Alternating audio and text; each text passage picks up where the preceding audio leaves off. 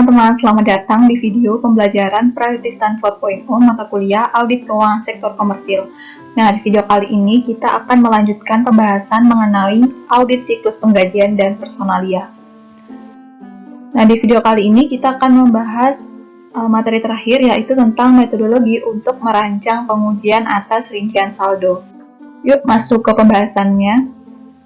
Metodologi untuk merancang pengujian atas rincian saldo dalam siklus penggajian dan personalia umumnya sama dengan siklus-siklus lainnya. Yang pertama, auditor mengidentifikasi risiko bisnis dari klien. Nah, biasanya risiko bisnis ini tidak terlalu mempengaruhi siklus penggajian dan personalia. Namun, risiko bisnis mungkin terjadi apabila kesepakatan kompensasi perusahaan itu kompleks, misalnya menyediakan opsi saham sebagai bagian dari paket kompensasi kepada karyawan kunci. Contoh lain adalah peristiwa renegosiasi kontrak serikat pekerja dan juga apabila ada klaim diskriminasi. Auditor harus memahami kemungkinan terjadinya peristiwa-peristiwa tersebut dan menentukan pengaruh potensialnya terhadap laporan keuangan termasuk dalam pengungkapan catatan kaki. Kemudian langkah kedua adalah menetapkan materialitas kinerja. Nah, untuk akun penggajian itu biasanya berjumlah lumayan besar dalam sebagian besar audit, namun akun-akun neraca biasanya tidak berjumlah signifikan kecuali tenaga kerja itu dibebankan ke persediaan. Potensi risiko inheren umumnya itu rendah untuk tujuan audit yang berkaitan dengan saldo. Jika sebagian besar transaksi penggajian ini melibatkan kas, terdapat risiko inheren berupa kecurangan penggajian. Auditor dapat mengidentifikasi masalah penggajian yang kompleks seperti rencana kompensasi saham yang dapat meningkatkan risiko inheren yang berhubungan dengan akuntansi dan pengungkapan kesepakatan tersebut.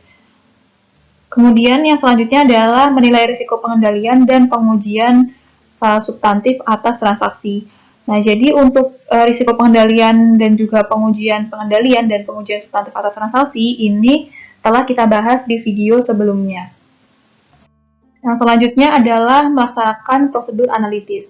Nah, prosedur analitis ini merupakan hal penting dalam siklus penggajian dan personalia karena memungkinkan untuk mengurangi pengujian atas rincian saldo, kewajiban dan beban jika prosedur analitis ini dianggap sudah memuaskan. Nah, prosedur analitis yang dilakukan oleh auditor biasanya dengan membandingkan saldo akun beban penggajian dengan tahun-tahun sebelumnya. Kemudian, membandingkan tenaga kerja langsung sebagai persentase dari penjualan dengan tahun-tahun sebelumnya. Ketiga, membandingkan beban komisi sebagai persentase dari penjualan dengan tahun-tahun sebelumnya, membandingkan beban pajak dengan tahun sebelumnya, dan juga membandingkan akun pajak penggajian akrual di tahun sebelumnya. Nah, kemudian untuk merancang dan melaksanakan pengujian atas rincian saldo bagi akun kewajiban dan beban, ini verifikasi akun kewajiban yang berkaitan dengan penggajian seringkali disebut sebagai beban penggajian akrual atau accrued payroll expense. Nah, biasanya ini bersifat langsung jika pengendalian internalnya itu telah beroperasi secara efektif dan tidak banyak pengujian saldo.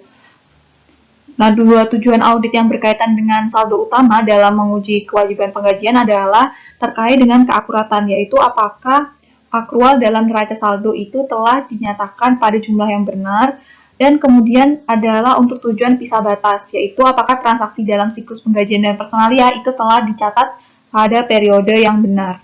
Kemudian kita akan membahas akun kewajiban utama dalam siklus penggajian dan personalia. Nah, akun pertama yaitu jumlah potongan gaji karyawan. Nah, potongan ini dalam bentuk pajak, kemudian iuran serikat pekerja, dan juga untuk potongan pensiun. Pajak penghasilan yang dipotong tetapi belum dibayar itu diuji dengan membandingkan saldonya dengan jurnal penggajian, formulir pajak penggajian yang dibuat pada periode selanjutnya, dan juga pengeluaran kas periode selanjutnya untuk menentukan apakah saldo yang ada di neraca pada tahun berjalan itu sudah sesuai dan juga apakah ada saldo yang dihilangkan. Kemudian yang kedua adalah gaji dan upah akrual. Nah, gaji dan upah akrual ini terjadi apabila karyawan itu belum menerima upah yang telah menjadi haknya pada akhir periode. Nah, pisah batas dan keakuratan yang benar untuk gaji serta upah akrual itu tergantung pada kebijakan perusahaan yang harus diikuti secara konsisten dari tahun ke tahun. Nah, pertama auditor itu harus menentukan dulu apa kebijakan perusahaan terkait dengan gaji dan upah akrual. Kemudian, auditor menentukan apakah hal tersebut sudah dilakukan secara konsisten.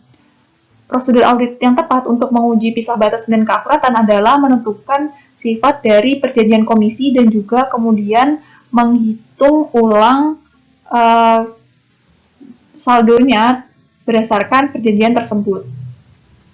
Auditor harus membandingkan metode untuk mengakrualkan komisi dengan tahun-tahun sebelumnya untuk memeriksa konsistensi dari pengakrualan gaji. Akun selanjutnya adalah komisi akrual. Nah, konsep yang sama digunakan untuk memverifikasi gaji dan upah akrual. Ini juga dilakukan dalam memverifikasi komisi akrual. Namun, akrual ini lebih sulit diverifikasi karena perusahaan itu seringkali memiliki beberapa jenis perjanjian yang berbeda dengan wiraniaga dan juga karyawan dan juga komisi lainnya. Pertama-tama, auditor harus menentukan sifat dari perjanjian komisi dan kemudian menguji perhitungannya berdasarkan perjanjian tersebut, serta membandingkan metodenya dengan tahun sebelumnya untuk memeriksa apakah konsisten dengan tahun-tahun sebelumnya. Akun yang selanjutnya adalah bonus akrual. Nah, pada banyak perusahaan, bonus akhir tahun yang belum dibayar itu merupakan pos yang sangat besar sehingga apabila ada kelalaian dalam menanganinya itu dapat menimbulkan salah saji yang material. Verifikasi atas akrual yang tercatat biasanya dapat dicapai dengan membandingkan jumlahnya dengan yang diotorisasi dalam rapat Dewan Direksi. Akun kewajiban selanjutnya adalah terkait dengan pembayaran cuti liburan, cuti sakit, ataupun tunjangan akrual lainnya. Nah, akrual tersebut itu relatif konsisten dengan tahun sebelumnya yang menjadi pertimbangan paling penting dalam mengevaluasi kewajaran jumlahnya. Untuk akun akrual selanjutnya adalah pajak penggajian akrual. Nah, ini dapat diverifikasi dengan memeriksa formulir pajak yang disiapkan pada periode selanjutnya untuk menentukan jumlah yang harusnya dicatat sebagai kewajiban pada tanggal neraca. Kemudian kita akan membahas pengujian atas rincian saldo pada akun beban yang berkaitan dengan siklus penggajian dan personalia. Nah, jadi untuk pengujian atas beban ini, pos yang paling penting itu adalah gaji dan bonus pejabat, kemudian gaji kotor, gaji dan komisi penjualan, serta tenaga kerja manufaktur langsung. Nah, auditor hanya perlu melakukan pengujian tambahan yang relatif sedikit terhadap akun-akun pada laporan laba rugi pada sebagian besar audit selain prosedur analitis, pengujian pengendalian, pengujian setelah transaksi, dan pengujian atas akun kewajiban.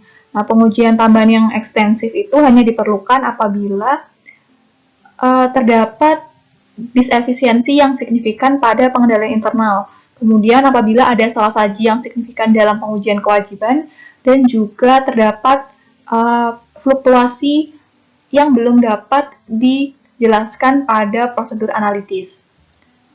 Akun yang pertama yaitu kompensasi pejabat. Nah, auditor harus memverifikasi total kompensasi pejabat apakah jumlah yang ada dalam pembayaran itu telah sama dengan yang diotorisasi oleh Dewan Direksi. Kemudian verifikasi kompensasi pejabat ini diverifikasi karena beberapa individu itu mungkin saja mampu membayar dirinya sendiri lebih besar dari jumlah yang diotorisasi. Nah, prosedur audit itu biasanya dengan membandingkan gaji setiap pejabat yang diotorisasi dalam risalah rapat Dewan Direksi dengan catatan pendapatan yang berhubungan.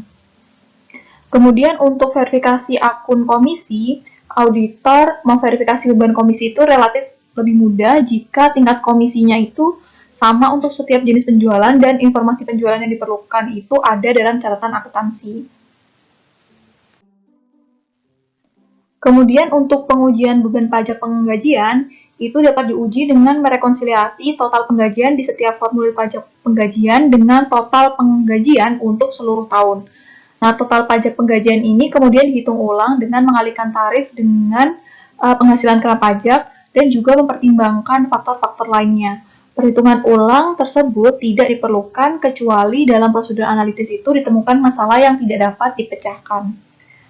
Kemudian untuk verifikasi total penggajian, ini dilakukan dengan merekonsiliasi total beban penggajian dalam buku besar umum dengan SPT pajak penghasilan. Nah, tujuannya ini untuk menentukan apakah transaksi penggajian itu telah dibebankan pada akun non-beban ataukah akun beban, atau malah tidak dicatat sama sekali. Akun selanjutnya yaitu tenaga kerja kontrak. Nah, banyak organisasi ini menggunakan tenaga kontrak untuk mengurangi biaya gaji, misalnya tenaga IT. Kemudian, biaya yang dibayarkan ke organisasi luar ini diuji dengan membandingkan jumlahnya dengan kesepakatan kontrak di awal yang telah ditandatangani antara perusahaan dengan perusahaan jasa di luar. Kemudian yang terakhir adalah untuk tujuan penyajian dan pengungkapan. Nah, pengungkapan untuk siklus penggajian dan personalia ini biasanya tidak terlalu mendalam. Tetapi jika beberapa transaksi itu kompleks seperti terdapat opsi saham dalam paket kompensasi, ini perlu diungkapkan dalam catatan kaki. Auditor dapat menggabungkan pengujian untuk tujuan penyajian dan pengungkapan dengan pengujian atas rincian saldo atas akun kewajiban dan juga akun beban. Sekian video kita mengenai siklus audit penggajian dan personalia. Sampai jumpa di video selanjutnya.